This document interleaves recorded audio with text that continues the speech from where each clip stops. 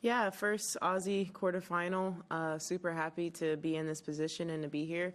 Yeah, I think I had 3 fourth rounds, so it's cool to get over that hump, and hopefully I can keep going for more. Okay, you would like first question? Matt?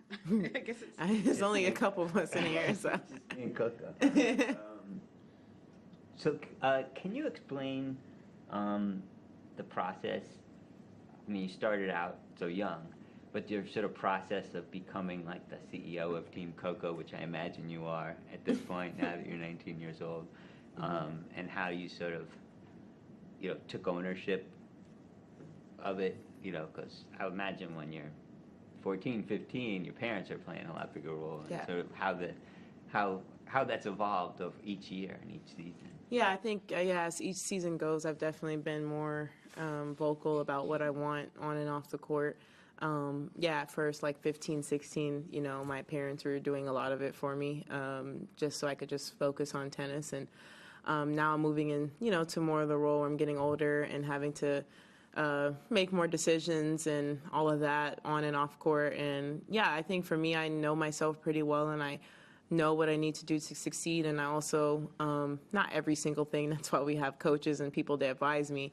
But you as a player, I think all the great players kind of know what they need to do and need help from others. And I think for me, I know what I need to do, and it's just all about having the right team to guide me into that path on how I want to do it, or, how I want to train, or how I want to, work with certain brands, stuff like that. So it's definitely been progress with each year, and adulthood is something that I'm really enjoying learning, and I'm not completely there, but, every year I think I'm getting better and better at it.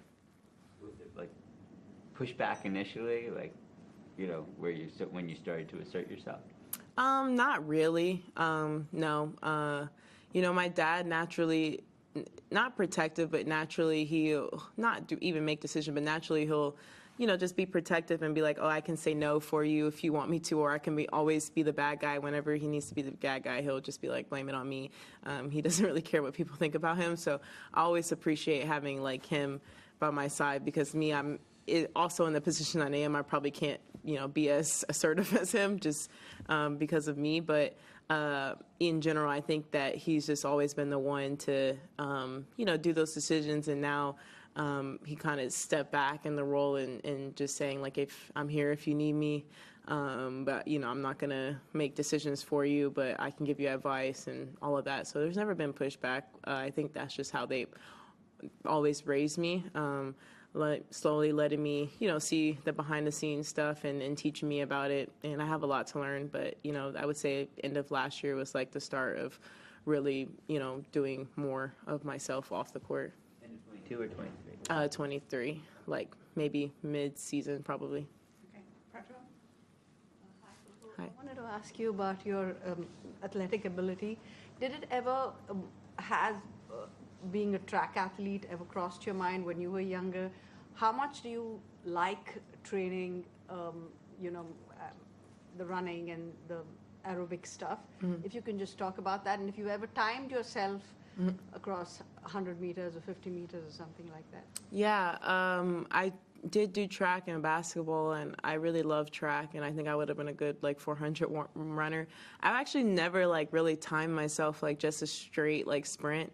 The only times I'm on the track is for cardio, and we're doing a lot of them, so the time it's not really the true time, because we're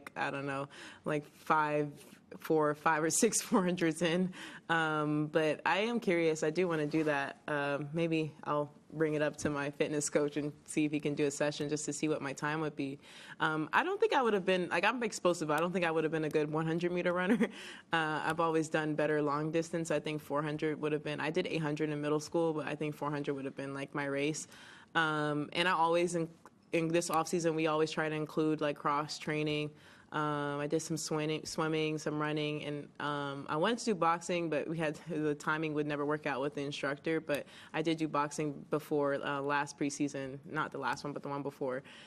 So yeah, I think it just keeps it fun. And my parents always never wanted me to specify in a sport, which is why, like, when I was 13, I knew that I was going to play tennis, but they still put me in basketball and track. And I ended up missing my All-Star game because I had to play U.S. Open, Junior U.S. Open, and I made the finals of that tournament. So it's like I always knew tennis was going to be my thing, but I think something about playing other sports teaches you how to use your muscles differently, teaches you the mindset.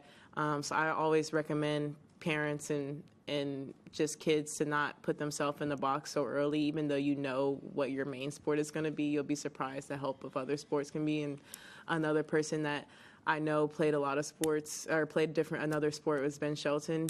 He was a quarterback, and like his serve is like unbelievable. So my dad would, since like I was 8 years old, would have me like throwing footballs, and I think that just helps your movement and muscle memory. Okay. Did you have a question? Yeah. Coco, you've done so much in your career already. You've achieved so much. Do you ever forget that you're still so young, still just 19? Yeah, honestly, this morning I saw like a post, I think USTA posted. It was like three fourth rounds of U.S. Open, like first teenager. And sometimes I forget. Like, I know I'm not going to be a teenager anymore, but I just feel like I've lived so many lives the last like 4 years that I just feel like older than 19. And like then I remember like when I'm looking at the other girls on tour who are 16 and now coming up 16, 17.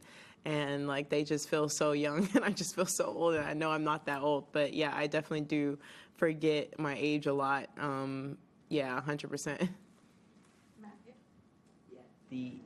At the U.S. Open, you had a kind of a rough road to the quarterfinals. Yeah. A lot different from here.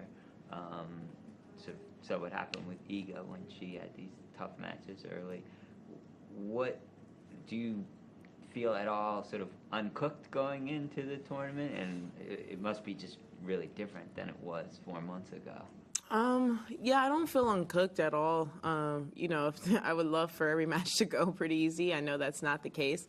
But yeah, U.S. Open, yeah, every match I won was like pretty much a dogfight, it felt like. And I think sometimes, you know, I don't know if that's the ideal way to win a slam because you have to last like 7 matches.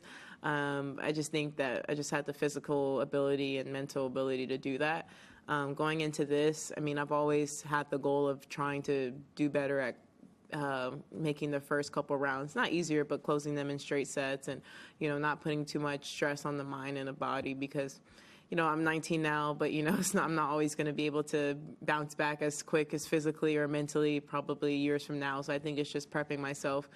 Everything that I do has always been for like the longevity of my career, making sure I can have a long career. So I think the more I pay attention to maybe those 30-all points at 2-0 or like 40-30, like, yeah, you're up a break, but still paying attention to that game definitely makes a difference in the matches. And U.S. Open, I mean, I did play higher ranked people earlier, so that's also another reason why I had so many long matches. But it doesn't feel different. I know that when it comes to crunch time, you know, whether if I have a long match the round before or not, I'll still compete the same and still feel just as sharp. Any more? Okay. Matt, have you? Do you have another? Matt, do another one. It's fine. Okay. What's your routine? I mean, you've been done so early. Yeah. Here, and so different. So what's your routine? What do you do all day? Yeah. Sometimes after my match, I'll hit again and go like to the indoors or something and hit. I didn't today. I did like a mini cardio session after my match. So that's what I've been doing since I have been finishing earlier. And then unfortunately, like Jess couldn't play doubles, so there's been no doubles for me. So it's like a different tournament for me, I feel like. But yeah, I've definitely been doing more off match stuff than I normally do, just to still stay sharp, because that's what my body is used to, playing like 1.5 hour, 2 hour matches. So I have been practicing afterwards, and then after that, and go to the movies, just, I don't know, read a book or something. Like today does feel like kind of early. When I finish my match, it's like I'm already impressed, and it's like only like 3 o'clock, so it's definitely a weird feeling a little bit. You have actually been going to the movies? Yeah, I saw Poor Things last week, and I'm gonna try to go tonight. So yeah, luckily movie theater's not too far, so there's nothing else to do in my hotel room besides do that. So yeah.